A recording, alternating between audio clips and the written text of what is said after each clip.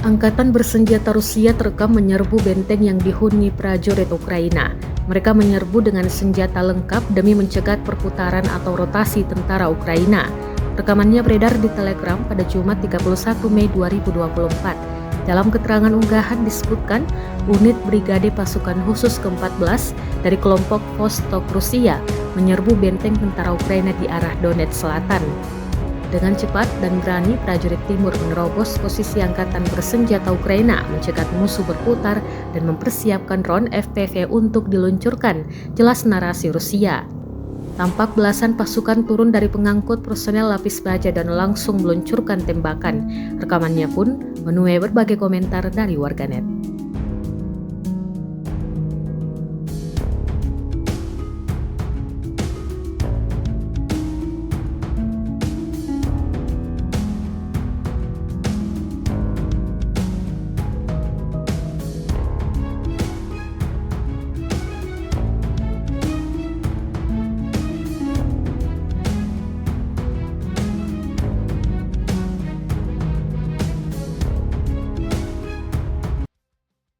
Download Tribun X sekarang, menghadirkan lokal menjadi Indonesia.